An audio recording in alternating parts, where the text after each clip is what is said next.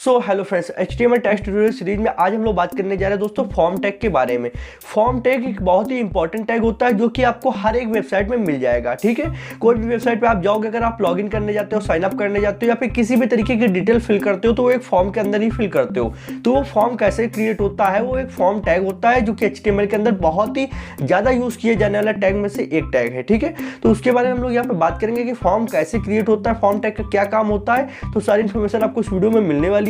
आपको video last तक watch करना है, आपको प्रॉपर इन्फॉर्मेशन दे दी जाएगी। तो चलिए अपनी वीडियो को स्टार्ट करते हैं। हेलो फ्रेंड्स, हम लोग आ चुके हैं अपने मोबाइल स्क्रीन पे। चलिए दोस्तों, मैं आपको बताता हूँ कि आज हम लोग यहाँ पे फॉर्म टैग के बारे में क्या क्या चीज़ें सीखने वाले हैं और फॉर्म टैग कैसे यूज़ किया जाता है। सबसे पहले दोस्तों यहाँ पे मैं आपको बता दूँ कि फॉर्म टैग से क्या, जैसे कि आपने नाम में ही पता चल रहा होगा कि फॉर्म टैग से कोई फॉर्म क्रिएट होगा। ठीक है, और फॉर्म क्या होता है, जैसे आपका लॉगिन फॉर्म हो गया, साइन अप फॉर्म हो गया, या फिर आपको कोई भी डिटेल लेनी है किसी लोगों से, तो आप उसका एक नेम का कॉलम होता है, फर्स्ट नेम, सेकेंड नेम, और सबमिट की बटन होती है। अगर आप एज लेना चाहते हैं तो एज के लिए होता है। ठीक है, इस तरीके से आप काफ़ी सारे कॉलम्स होते हैं, इसमें लोग डाटा फिल करके आपको सबमिट करते हैं। इसको कहते हैं फॉर्म। अब फॉर्म के साथ बहुत सारे एट्रीब्यूट्स यूज़ होते हैं, जैसा कि आपका फर्स्ट एट्रीब्यूट हो गया एक्शन। ठीक है, और भी ऐसे कई एट्रीब्यूट्स होते हैं जिनके बारे में आज हम लोग इस वीडियो में जानने वाले हैं। तो ऐसे कई सारे एट्रीब्यूट्स से यूज़ करके एक फॉर्म बनता है। और फॉर्म को एक सिंगल टैग से कुछ नहीं होगा, फॉर्म के साथ एक दो टैग और यूज़ होते हैं, जैसे कि इनपुट टैग हो गया। तो उसके बारे में हम लोग जानने वाले हैं। तो चलिए मैं आपको बताता हूँ कि फॉर्म टैग कैसे यूज़ करना है। तो चलिए दोस्तों, यहाँ पे आपको बताता हूँ। सबसे पहले हम लोग को ओपन करना है फॉर्म टैग। ठीक है, तो हम लोग यहाँ पे लिखते हैं फॉर्म, और ये फॉर्म टैग ओपन हो चुका है। कुछ यहाँ पे जैसे मैंने यहाँ पे जैसे ही फॉर्म टैग डाला तो कुछ एट्रीब्यूट्स आ चुके हैं, तो इनको हटा देते हैं। बिल्कुल स्टार्टिंग से सिंपल तरीके से आपको लेके चलते हैं। अब यहाँ पे देखोगे कि आपको एक फॉर्म का स्टार्टिंग टैग और एंड टैग दिखेगा। ठीक है, अब यहाँ पे क्या क्या चीज़ें होती है। सबसे पहले हम लोग नीचे आते हैं और यहाँ पे फॉर्म टैग के साथ एक टैग और जुड़ेगा जिसका नाम है इनपुट टैग। तो मान लीजिए हमको एक फॉर्म बनाना है, साइन अप या लॉगिन फॉर्म। तो सबसे पहले उसमें क्या होता है, फर्स्ट नेम, इस तरीके से हम लोग ने लिखा फर्स्ट और नेम। ठीक, अब हम लोग को यहाँ पे इनपुट टैग यूज़ करना है। इनपुट टैग क्या होता है, जिसमें डाटा लिया जाता है। इनपुट मतलब कोई चीज़ डालना है। ठीक है, तो इनपुट इतना लिखा। अब उसके बाद में यहाँ पे टाइप। अब इनपुट में आप क्या चीज़ डलाना चाहते हो, तो हम लोग टेक्स्ट डलाना चाहते हैं। अब अलग अलग चीज़ की इनपुट होती है, तो हम लोग यहाँ पे टेक्स्ट डलाना चाहते हैं। तो टेक्स्ट हमारा यहाँ पे इनपुट टाइप करके एक एट्रीब्यूट होता है, उसको लिखेंगे और इनपुट के साथ में स्पेस दिया और टाइप लिखेंगे। ठीक है, तो यहाँ पे थोड़ा स्पेस ले लेते हैं और यहाँ पे TYP टाइप, ये हमारा एट्रीब्यूट हो गया। और यहाँ पे फिर स्क्वायर के निशान लगा के डबल कोटेशन मार के अंदर हम लोग लिख देंगे टेक्स्ट, क्योंकि हम लोग टेक्स्ट यहाँ पे भराना चाहते हैं। ओके, और उसके बाद में अब हम लोगों को एक और यहाँ पे एट्रीब्यूट यूज़ करना है जिसका नाम है नेम। अब नेम क्या करता है, आपको सिंपल में अगर बताऊँ तो नेम का मतलब होता है कि जब आपका फॉर्म सबमिट होगा तो वहाँ पे पता चलेगा कि डाटा क्या चीज़ है, ये नेम है या फिर कोई आपका एज है, क्या चीज़ आया है डाटा के रूप में। तो यहाँ पे नेम आया है। अब नेम के अंदर हम लोग एफ नेम डाल देते हैं। एफ नेम के नाम से नाम सेव होगा। एफ नेम मतलब फर्स्ट नेम, या फिर आप इसकी जगह कुछ भी रख सकते हो, बस ऐसा रखो जो आपको याद रहे कि डाटा आते समय जब आपका डाटा वहाँ पे स्टोर हो रहा तो आप समझ सको। तो बस आपको अपनी सहूलियत देखनी, बाकी यहाँ पे कोई भी दिक्कत नहीं होनी चाहिए। इसी तरीके से एक और हम लोगों को बनाना है लास्ट नेम करके। तो ठीक है, सेम वही प्रोसीजर है। लास्ट नेम लिखा, इनपुट टैग यूज़ किया। इनपुट टैग यूज़ करने के बाद में दोस्तों यहाँ पे टाइप लिखा, TYP टाइप। और टाइप हम लोग को लिखने के बाद में यहाँ पे डबल कोटेशन मार्क के अंदर फिर टेक्स्ट लिख देना है। और टेक्स्ट लिखने के बाद में दोस्तों यहाँ पे नेम एट्रीब्यूट यूज़ किया। उसके बाद में फिर से यहाँ पे स्क्वायर के निशान देकर डबल कोटेशन मार्क, और यहाँ पे लास्ट नेम है तो एल नेम लिख देंगे। आप इसकी जगह कुछ भी लिख सकते हो, मैंने आपको पहले ही बता दिया। आप देखो ये बन तो रहा है फॉर्म पर, बहुत ही अलग तरीके से बन रहा है कि यहाँ पे फर्स्ट नेम हेडिंग आ रही है, फिर ये आया, फिर लास्ट नेम, फिर ये आया। तो इसके लिए हम लोग को थोड़ा सा इसको सही करना होगा। तो इनके बीच में हम लोग यूज़ करेंगे BR टैग का। BR टैग क्या होता है, ब्रेक लाइन टैग। इसके बारे में मैंने आपको पहले भी बता रखा है। इससे लाइन ब्रेक हो जाती है और जहाँ से आपको शुरुआत करनी है आप आराम से कर सकते हो। ठीक है, तो अब देखिए आपको थोड़ा सा पहले से अच्छा दिखने लगा होगा। ओके, अब चलिए देखते हैं कि आगे का प्रोसीजर क्या होगा। इतना तो यहाँ पे दो कॉलम बन चुके हैं, फर्स्ट नेम का और लास्ट नेम का। ओके, तो यहाँ पे हम लोग डाटा फिल करा सकते हैं। अब हम लोग को एक यहाँ पे सबमिट बटन चाहिए कि डाटा भरने के बाद हम लोग सबमिट कैसे कराएंगे। तो उसको बटन बनानी पड़ेगी। उसके लिए क्या है, उसके लिए हम लोग को इनपुट टैग फिर से यूज़ करना होगा। हर चीज़ में इनपुट टैग है। फॉर्म के अंदर इनपुट टैग की बहुत ज़्यादा इंपॉर्टेंस होती है कि मतलब मान लीजिए कोई फॉर्म है और उसके अंदर कोई इनपुट मतलब डाटा आया, अब उसको किस तरीके से आप दिखाना चाहते हो वो टाइप एट्रीब्यूट से यूज़ कर सकते हो और नेम एट्रीब्यूट से उसका नाम रख सकते हो। तो इतना सब चीज़ें यहाँ पे होती है। आपको एक एक पॉइंट यहाँ पे कवर करूँगा मेरा कोडिंग सिखाने का मतलब यही है कि आपको एक अक्षर भी अगर यहाँ पे लिख रहा हूँ, अगर मैंने यहाँ पे डबल कोटेशन मार्क बनाया है तो क्यों बनाया है, ये चीज़ आपको पता होनी चाहिए। और ये सब मैंने स्टार्टिंग की वीडियोस में बहुत ही डिटेल से बताया है इस कोर्स के अंदर कि इसको एट्रीब्यूट कहते हैं, इसको टैग कहते हैं, इसको यहाँ पे वैल्यू कहते हैं, ये सब चीज़ें मैंने बता रखी हैं। अब यहाँ पे इनपुट टाइप के अंदर हम लोग को लिखना है सबमिट। सबमिट क्यों लिखना है, क्योंकि हम लोग को सबमिट बटन चाहिए, तो इसलिए हम लोगों को सबमिट लिखना है। इतना हो चुका है। अब अगर यहाँ पे देखें तो यहाँ पे सबमिट बटन कुछ यहाँ पे आ रहा है, जबकि सबमिट बटन हम लोगों को चाहिए यहाँ पे, ठीक है। तो उसके लिए भी मैंने आपको बताया अभी कि BR टैग यूज़ करते हैं, ब्रेक लाइन टैग। तो यहाँ पे चलिए हम लोग BR टैग का यूज़ कर लेते हैं कुछ इस तरीके से। और यहाँ पे अगर देखें तो अब ये बटन नीचे आ चुकी है। अब मान लीजिए यहाँ पे इसके बिल्कुल नीचे डायरेक्ट आ गई, इसको थोड़ा और नीचे लाना है तो हम लोग एक BR टैग का और यूज़ करेंगे। तो यही सब रूल्स होते हैं जिनको आपको समझना होता है। मान लीजिए थोड़ा और स्पेस चाहिए तो कैसे ले सकते हैं, तो उसके लिए फिर से ब्रेक लाइन टैग यूज़ की जाएगी। और इस तरीके से यहाँ पर आप BR टैग यूज़ कर सकते हो। और ब्रेक टैग ऐसा टैग होता है जिसको हम लोग को क्लोज करने की कोई ज़्यादा दिक्कत नहीं होती है। तो यहाँ पर अभी चलिए इसको यहाँ पर स्पेस दे देते हैं और यहाँ पे 2 ब्रेक लाइन टैग हो चुके हैं। इससे क्या होगा आपको मैं बता दूं, इससे आपकी जो लाइन है वो ब्रेक हो जाती है और थोड़ा सा स्पेस देखने को मिलता है 1 सेकेंड पे। और अब यहाँ पे देखिए कि अगर BR है तो यहाँ पे कितने BR आपको यूज़ करने, या आपको अपने हिसाब से समझना होगा कि जैसे मुझे इतनी डिस्टेंस चाहिए इससे तो मैंने 2 यूज़ कर लिए, अगर आपको और चाहिए तो आप 3 यूज़ कर लो। आप अगर यहाँ पे 4-5 BR यूज़ करोगे तो इतनी डिस्टेंस आ जाएगी। तो ये डिस्टेंस आपको अपने हिसाब से देख के चलनी है, ये मेजरमेंट आपको करना ही पड़ेगा। ये धीरे धीरे ऑटोमेटिक आ जाता है एक्सपीरियंस के साथ में। ओके, इतना करने के बाद में चलिए अब चलते हैं, यहाँ पे आगे बढ़ते हैं और आगे वीडियो को समझाते हैं आपको। सबसे पहले इतना हो चुका है कि हमारा फॉर्म यहाँ पे क्रिएट हो चुका है। हम लोग यहाँ पे फर्स्ट नेम फिल कर सकते हैं और फर्स्ट नेम के बाद में लास्ट नेम फिल कर सकते हो, सबमिट कर सकते हैं। अब यहाँ पे अगर देखें कि पहला एट्रीब्यूट इसका जो होता है एक्शन एट्रीब्यूट जिसको कहते हैं, तो यहाँ पे ये फॉर्म टैग के अंदर क्या यूज में आता है एक्शन का, इसके बारे में समझते हैं। तो एक एक एट्रीब्यूट को लेके चलेंगे। अभी हमारा सिर्फ फॉर्म बना है, फॉर्म के अंदर हम लोग एक्स्ट्रा डिटेलिंग जानने वाले हैं, एक्स्ट्रा चीज़ें। तो एक्शन का मतलब क्या होता है, जैसे कि मान लीजिए आपने फॉर्म में नाम भराया किसी का, मान लीजिए मेरा नाम शुभम है, मैंने शुभम भर दिया, ठीक है। और लास्ट नेम पांडे, मैंने पांडे भर दिया, ठीक है। और उसके बाद में मैंने फॉर्म को सबमिट किया। जैसे ही सबमिट किया तो एक बैनर आपके सामने, बहुत बार आपने देखा होगा कि थैंक्स फॉर सबमिटिंग फॉर्म। इस तरीके से आप लोगों को फीडबैक में देते हो कि थैंक्स फॉर सबमिटिंग फॉर्म, बताते हो कि आपका फॉर्म सबमिट हो चुका है। तो वो चीज़ कैसे लगाई जाएगी, अब यहाँ पे मान लीजिए मैं कुछ भी भर देता हूँ दोनों फॉर्म के अंदर और सबमिट करता हूँ तो कुछ नहीं हो रहा, सिर्फ डाटा जा रहा है पर कुछ हो नहीं रहा, कोई नया पेज नहीं आ रहा है। इसके लिए हम लोगों को एक्शन एट्रीब्यूट यूज़ करना होगा। तो चलिए यहाँ पे फॉर्म के बीच में हम लोगों को तोड़ना पड़ेगा, थोड़ा स्पेस लेना पड़ेगा, लिखना है एक्शन। जैसे लिखोगे तो इस तरीके से आएगा। यहाँ पे आपको स्केल का निशान, डबल कोटेशन मार्क। अब क्या होगा, जैसे कि आप लोग जानते हो कि HTML पेजेस से मिलके ही एक वेबसाइट बनती है। तो मैंने यहाँ पे देखिए एक ये जिसमें अभी कोडिंग चल रही है, इसका नाम है index.html, ये मेन फाइल है। और साथ में एक ये देखिए एक और आपको HTML फाइल दिख रही है जिसका नाम है thanks.html। अब ये thanks.html को अगर हम लोग खोले हैं तो इसके अंदर क्या चीज़ है, ओपन करके देखिए यहाँ पे लिखा है थैंक्स फॉर सबमिटिंग फॉर्म। सिर्फ इतना दिखाने के लिए हम लोगों ने एक नया फॉर्म, एक नया पेज बना लिया है, जो कि इस पेज को उस पेज से कनेक्ट होना पड़ेगा। अभी हमारे पास जैसे 2 पेज है, आपको मैंने यहाँ पे दिखाया कि एक हमारा ये index.html है और ये thanks.html है। अब इन दोनों को आपस में जब कनेक्ट कर देंगे तो जैसे इसमें कोई सबमिट वाली बटन दबाएगा तो ये वाला पेज डायरेक्ट खुल के आएगा। फिर समझिए, जैसे इसमें कोई सबमिट वाली बटन दबाएगा फॉर्म भरने के बाद तो ये वाला पेज खुल के आएगा।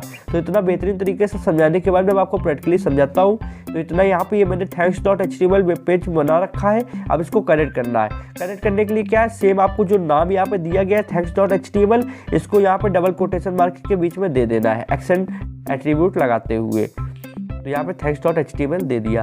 अब आपको मैं अगर दिखाऊं, इसको ओपन ब्राउजर पे खोलूं, आपको हमेशा क्रॉप ब्राउजर पे इसको चेक करते रहना है कि मेरा कोई भी पेज है वो कैसे बन रहा है।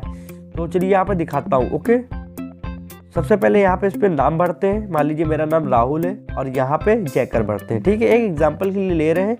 यहाँ पे मैंने नाम भरा और ये नाम कोई सही नाम नहीं है, बिल्कुल गलत नाम है, इसलिए मैंने यहाँ पे इसको भर दिया। और ये मैं इसको इस तरीके इसलिए कर रहा हूँ कि यूट्यूब का आजकल कुछ पॉलिसी वगैरह का फंडा चल रहा है, अगर कहीं फॉर्म वॉर्म ज़्यादा भरो तो वो स्ट्राइक ठोक देता है। अब यूट्यूब को खुद नहीं पता कि हम लोग समझाने के लिए यहाँ पर डमी फॉर्म भरते हैं, तो क्या कह सकते हैं। अब यहाँ पे सबमिट वाली बटन हम लोग को क्लिक करना है, सबमिट वाली बटन पे। तो जैसे क्लिक करते हैं तो देखिए यहाँ पे ये वाला पेज खुल के आ गया। अब इसको कहते हैं यहाँ पे एक्शन एट्रीब्यूट। ओके, तो एक्शन एट्रीब्यूट की मदद से यहाँ पे दो पेजों को हम लोगों ने कनेक्ट किया, एक हमारा जो index.html था उसको, और एक यहाँ पे thanks.html था उसको। ठीक है, तो दोनों पेज आपस में कनेक्ट हो गए, जिससे हम लोगों ने पहले पेज में अगर कोई भी नाम भरा और सबमिट का बटन दबाया तो यहाँ पे दूसरे पेज पे आ गए। इस तरीके से हम लोग वेबसाइट पे काम करते हैं कि बहुत सारे पेजों को आपस में कनेक्ट कर देते हैं, वो एक के बाद एक आते जाते हैं। अब चलिए चलते हैं, अभी देखिए यहाँ पे ये एक ही टैब के अंदर सारा काम हो रहा है। अब ये चीज़ मैंने क्यों बताई ये आगे आपको समझ में आ जाएगा। तो चलिए चलते हैं, अब आगे कोडिंग को कंटिन्यू करते हैं। और यहाँ पे पहला एट्रीब्यूट मैंने आपको बता दिया एक्शन। अब दूसरा बताऊंगा ऑटो कंप्लीट। अब ऑटो कंप्लीट क्या होता है इसको समझिए। जो भी चीज़ें हैं इसको पहले थ्योरी में समझ लीजिए, क्योंकि आपको जब प्रैक्टिकली समझाऊंगा तो उससे अच्छे से समझ में आएगा। ऑटो कंप्लीट एट्रीब्यूट का यूज़ जब करते हैं जैसे कि कोई फॉर्म है, ठीक है, और इस फॉर्म में हम लोगों को ऑटोमेटिक सजेशन चाहिए कि क्या नाम है क्या नहीं है। अगर एग्जाम्पल के लिए दिखाऊँ तो आपको मैं ओपन इन ब्राउज़र किया और उसको ब्राउज़र पर खोला। अभी देखिए यहाँ पे जैसे मैं यहाँ पे कॉलम के अंदर क्लिक करूँगा, कहाँ पे, इसमें जैसे क्लिक करूँगा तो देखिए सजेशन आएगा। क्या सजेशन आएगा, जो मैंने पहले नाम भरा था इसमें, ये देखिए राहुल। तो ये जो सजेशन आ रहा है इसको कहते हैं ऑटो कंप्लीट।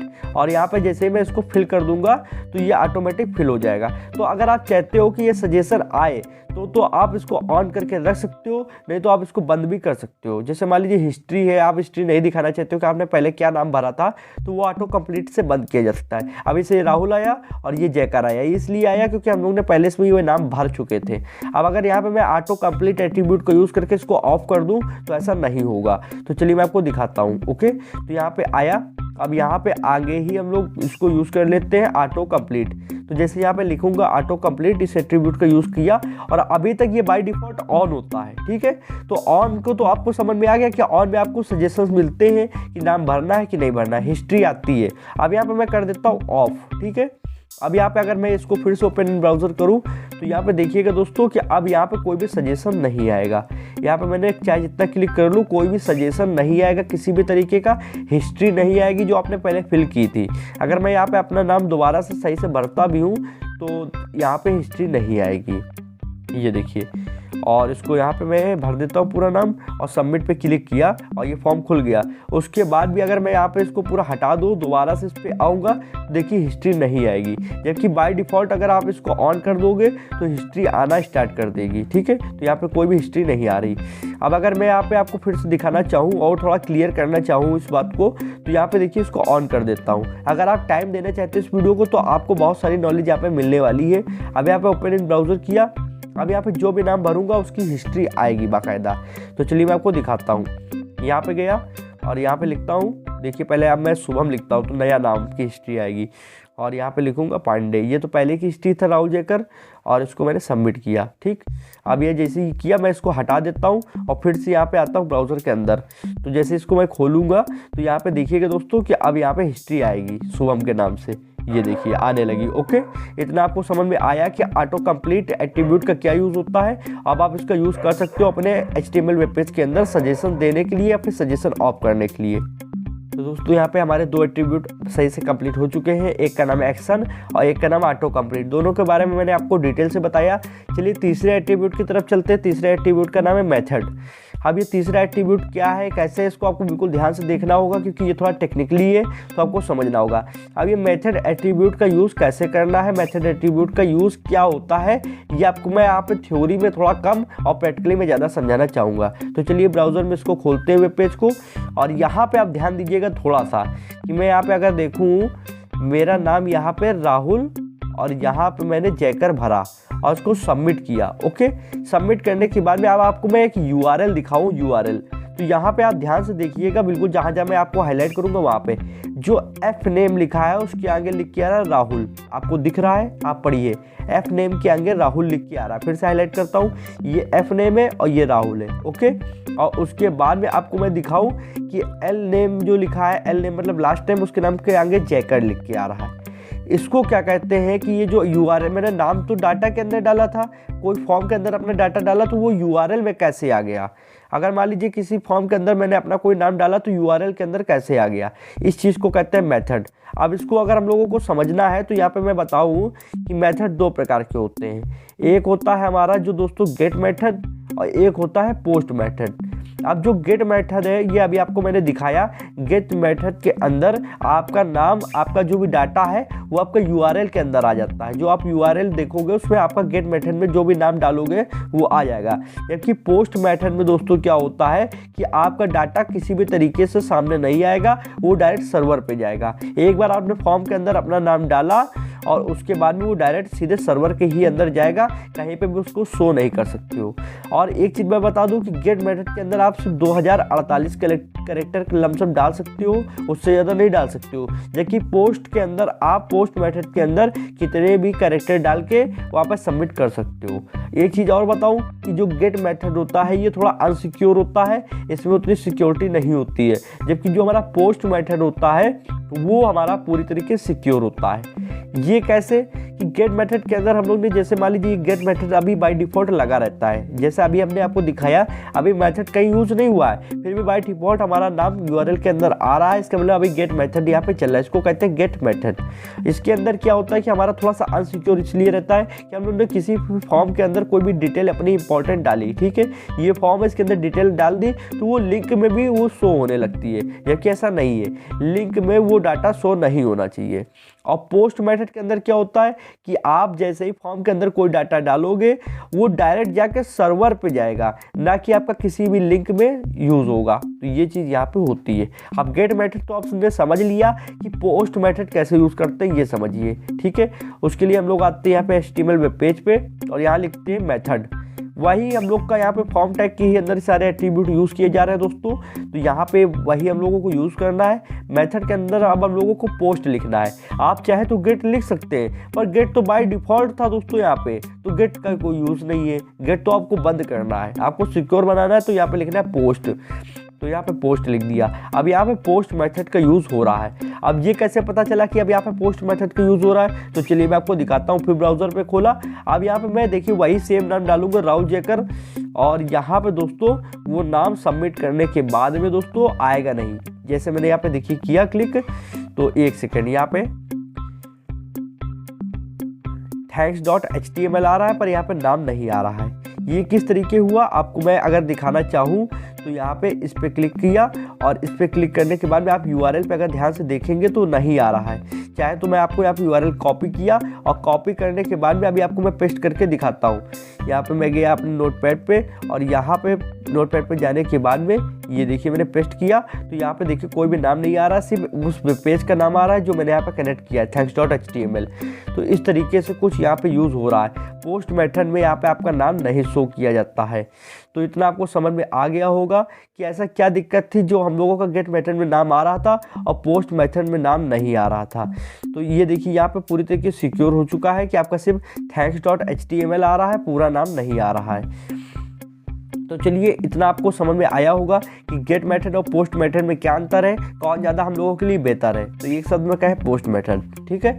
अब यहाँ पे हमारा चौथा एट्रीब्यूट यहाँ पे है नेम। अब नेम एट्रीब्यूट का क्या है, इसका कोई खास यूज़ तो नहीं है, पर यहाँ पे नेम एट्रीब्यूट का यूज़ इसलिए किया जाता है कि हम लोग ने जो फॉर्म बनाया है, मान लीजिए ये अभी एक हम लोग ने ये फॉर्म बनाया है, क्या फॉर्म है, ये है हमारा साइन अप या लॉगिन फॉर्म। तो हम लोग इसका नाम देना चाहें तो दे सकते हैं साइन अप फॉर्म। अब ये नाम कैसे देंगे सर्वर के अंदर, उसके लिए हम लोग को नेम एट्रीब्यूट यूज़ करना होगा, ठीक है। तो यहाँ पे हम लोग आए और यहीं पे हम लोग आगे यूज़ कर लेते हैं NAME लिखा नेम, और नेम देने के बाद हम लोग को यहाँ पे लिख देना है साइन अप फॉर्म। तो अब यहाँ पे ये होगा कि जब हम लोग यहाँ पे सर्वर पे जाएंगे तो इस फॉर्म का एक नाम होगा साइन अप फॉर्म। इससे ये पता चल जाएगा कि ये साइन अप करने के लिए बनाया गया था, ठीक। इससे आपका एक मतलब कैटेगरी डिसाइड हो जाती है। इतना आपको कुछ समझ में आया कि नहीं आया दोस्तों। अब चलते हैं पांचवें एट्रीब्यूट की तरफ, जिसका नाम है नो वैलिडेट। अब नो वैलिडेट जैसे कि आप थोड़ा अगर ध्यान दें तो यहाँ पे इसकी भी मीनिंग समझ में आ रही है कि नो वैलिडेट का मतलब है कि अब इसकी उपयोगिता नहीं है, नो वैलिडेशन, ठीक है। तो मान लीजिए आपने अपने वेबसाइट के अंदर कोई 5 फॉर्म तैयार किए, form number 1, form number 2, form number 3, form number 4 और फॉर्म नंबर 5, इस तरीके से। अब फॉर्म नंबर जो 1 था वो आपकी 1 से लेके 5 तारीख तक का था, और फॉर्म नंबर 2 था 5 से लेके आपकी 10 तारीख तक, फिर ये 10 से 15 तारीख तक, और ये 15 से 20 तारीख तक, और ये 20 से 25 तारीख तक, ठीक ठीक है। अब मान लीजिए यहाँ पे आज तारीख है हमारी, यहाँ पे 10 तारीख या फिर 8 तारीख, तो ये वाला जो फॉर्म है हमारा फॉर्म नंबर 1, ये तो अब बेकार हो चुका है। इसका डाटा जो भी आएगा वो वैलिडेट नहीं है, उसका कोई यूज़ नहीं है। तो फॉर्म नंबर 1 के डाटा को हम लोगों को कैसे बंद करना होगा सर्वर के अंदर, तो ये चीज़ हम लोग कर सकते हैं नो वैलिडेट एट्रीब्यूट यूज़ करके। हम लोगों को पूरा फॉर्म नहीं हटाना है वेबसाइट के अंदर से, सिर्फ फॉर्म की कोडिंग के अंदर जाकर हम लोग को लिख देना है नो वैलिडेट। इससे सर्वर समझ जाएगा कि इसके डाटा की अब वैलिडेशन ख़त्म हो चुकी है और उस डाटा को इंपॉर्टेंस नहीं देगा, वो वैलिडेट नहीं रह जाएगा। कैसे समझते हैं, यहाँ पे हम लोगों को सिर्फ सिंपल सा यहाँ पे लिख देना है नो वैलिडेट। वही फॉर्म टैग के ही अंदर यूज़ हो रहा है। यहाँ पे आपको सिर्फ लिखना है नो वैलिडेट, इतना लिख दिया। इसका कोई भी हम लोग को वैल्यू नहीं देना होता है, ना ही स्क्वायर का निशान लगाना है, ना ही कोटेशन मार्क, सिर्फ इतना लिख दो नो वैलिडेट। इससे क्या होगा कि सर्वर समझ जाएगा कि अब इसकी वैलिडिटी ख़त्म हो चुकी है, अब इसको यहाँ पे ध्यान नहीं देना है। तो आप समझ सकते हो कि मैं यहाँ पे क्या बताने की कोशिश कर रहा हूँ। अगर आप सिर्फ इतना लिख देते हो नो वैलिडेट, तो सर्वर समझ जाएगा कि इस फॉर्म की अब इम्पोर्टेंस नहीं रह गई है। इतना आपको समझ में आया। अब यहाँ पे थोड़ा सा ये जितने एट्रीब्यूट हम लोग ने यहाँ यूज़ किए हैं, इनको थोड़ा हटा देते हैं, जिससे आपको समझ में आए कि हाँ क्या क्या चीज़ें यहाँ पे यूज़ की गई है। तो यहाँ पे एक्शन एट्रीब्यूट को केवल रखते हैं, बाकी हटा दिया हम लोग ने। अब यहाँ पे 5 हो चुके हैं। 5 होने के बाद में छठे एट्रीब्यूट की तरफ अगर हम लोग बढ़ते हैं, तो छठा एट्रीब्यूट कौन सा है? छठा एट्रीब्यूट है टारगेट। अब टारगेट एट्रीब्यूट से भी आपको थोड़ा बहुत समझ में आ जाना चाहिए कि टारगेट का क्या मतलब होता है। टारगेट का मतलब है कि आप किसी चीज़ को पर्टिकुलर टारगेट कर रहे हो, पर यहाँ पे आपको थोड़ा सा एक्सप्लेन मैं करके अच्छे से समझाता हूँ। जैसे कि अभी तक जो काम हो रहा था वो सारा एक पेज के अंदर हो रहा था, इसी के अंदर हम लोग का फॉर्म भरा भी जाता था, इसके अंदर सबमिट भी होता था और इसी के अंदर दूसरा पेज खुल भी जाता था। अब यहाँ पे है हम लोगों को ये है कि जैसे ये फॉर्म एक पेज में सबमिट हो और थैंक्स फॉर सबमिटिंग फॉर्म ये दूसरे टैब में खुल के आए। जैसे कि ये होता है क्रोम ब्राउज़र में आप लोग जाते हो और उसमें बाकायदा यहाँ पर टैब ऐसे खोल सकते हो, बहुत सारे टैब है, ठीक है। तो इनको कैसे खोलना है? इनको खोलने के लिए आपको यहाँ पे जो टारगेट एट्रीब्यूट है उसका यूज़ करना है। अभी तक देखिए हमारे पास सारे टैग, हमने सारे यहाँ पे टैब हटा दिए हैं। अब यहाँ पे जाता हूँ, आपको दिखाता हूँ। अभी यहाँ पे सबसे पहले SPCK जिस पे मैं कोडिंग खोल कर रहा हूँ, इसमें देखिए कोई भी अभी मैंने यहाँ पे एट्रीब्यूट नहीं यूज़ किया है टारगेट नाम से। अब इसको मैं अगर यहाँ पे जाऊँ और ओपन इन ब्राउज़र करूँ और यहाँ पे थोड़ा सा आपको दिखाता हूँ कि यहाँ पे मैंने नाम भरा अपना, ठीक है। नाम भरने के बाद में यहाँ पे और इसको सबमिट किया। सबमिट करने के बाद में देखिए एक ही टैब है ये वाला, ठीक है, वो ऊपर है, उसको हटा देता हूँ मैं आपके सामने। और अभी देखिए ध्यान से, तो एक ही टैब है। अब यहाँ पे मान लीजिए आपको एक टैब से दूसरे टैब में, 2 टैब में खोलना है, तो कैसे खोल सकते हो? तो उसके लिए आपको टारगेट यहाँ पे यूज़ करना पड़ेगा। तो चलिए चलता हूँ और दिखाता हूँ। यहाँ पे कोडिंग में गया, या फॉर्म टैग के अंदर यूज़ किया टारगेट एट्रीब्यूट, टारगेट लिखा और उसके बाद में यहाँ पे स्क्वायर का निशान लगाया, डबल कोटेशन मार्क लगाया। अब आपको यहाँ पे लगाना है डैश, डैश का निशान होता है ना, ऐसे ऐसे थोड़ी सी लाइन खींची जाती है, तो डैश का निशान लगाना है और उसके बाद लिखना है ब्लैंक, BLANK। इसका मतलब क्या होता है? डैश और ब्लैंक का मतलब क्या होता है कि ये जो फॉर्म है ये दूसरे टैब में खुल जाए जाके, एक टैब और दूसरा टैब, 2 टैब में इसको खुलना है, मतलब अलग अलग टैब में काम हो, एक ही टैब में सब चीज़ें नहीं होनी चाहिए, अलग अलग टैब में। तो चलिए मैं आपको दिखाता हूँ। ये आप जब करके देखोगे दोस्तों तभी आपको समझ में आएगा। हो सकता है थ्योरिकल आपको इतना कन्फ्यूजन हो। अभी तक क्या था कि एक ही टैब खुलता था, अभी भी एक ही टैब है। अब देखिए यहाँ पर जैसे डाटा सबमिट करूँगा यहाँ 2 टैब खुल जाएंगे। तो यहाँ पर देखिए सबसे पहले लिखा राहुल और फिर लिखा जयकर। और अब जैसे अभी भी देखिए एक ही टैब है, यहाँ पे अगर मैं आपको दिखाना चाहूँ तो एक ही टैब है, अभी यहाँ पे 2 टैब नहीं है। और यहाँ पे जैसे मैं सबमिट वाली बटन पे क्लिक करूँगा तो ये एक नए टैब में खुल गया। अब यहाँ की देखिए 2 टैब आ गए, एक ये HTML वाला, एक ये फॉर्म सबमिटेड वाला, एक ये जिसमें फॉर्म है, एक जिसमें फॉर्म सबमिट हो चुका है। तो यहाँ पे अगर आपको अलग अलग टैब में अलग अलग चीज़ें दिखानी है तो आपको यहाँ पे डैश और ब्लैंक करके वैल्यू यूज़ करनी पड़ेगी। किसके अंदर? टारगेट एट्रीब्यूट के अंदर आपको टारगेट एट्रीब्यूट यूज़ करना है और उसके बाद में स्क्वायर का निशान लगा के डबल कोटेशन मार्क के अंदर आपको लिखना डैश और फिर लिख देना ब्लैंक। इससे क्या होगा कि आपकी नए नए टैब में चीज़ें खुलेंगी। एक टैब में आपका फॉर्म खुलेगा और एक टैब में जो सबमिट हो जाएगा वो खुलेगा। तो आई होप आपको इस चीज़ें समझ में आ चुकी होंगी। आज की वीडियो में मैंने आपको क्या क्या बताया? आज की वीडियो में मैंने आपको बताया फॉर्म क्या होता है, फॉर्म कैसे बनता है, फॉर्म के साथ कौन कौन से टैग यूज़ होते हैं, फॉर्म के साथ जो जब सबसे ज़्यादा यूज़ होने वाला टैग है उसका नाम है एट्रीब्यूट। और उसके बाद फॉर्म के साथ जो मेन एट्रीब्यूट यूज़ होते हैं उनके बारे में बताया। पहला एट्रीब्यूट बताया मैंने आपको एक्शन, दूसरा आपको मैंने एट्रीब्यूट बताया ऑटो कंप्लीट। ऑटो कंप्लीट से आप समझ चुके होंगे जिसमें सजेशंस आते थे, ठीक है। और उसके बाद में मैंने तीसरा बताया यहाँ पे गेट और पोस्ट मेथड वाला, जो आपको अभी मैंने पहले बताया था। और उसके बाद में आपको मैंने बताया नेम एट्रीब्यूट, और नेम के बाद में मैंने आपको बताया यहाँ पे नो वैलिडेट। नो वैलिडेट से क्या होता है, जिसमें डाटा का कोई यूज़ नहीं होता है एक समय बाद में और वो बेकार हो जाता है। और उसके बाद में मैंने बताया टारगेट।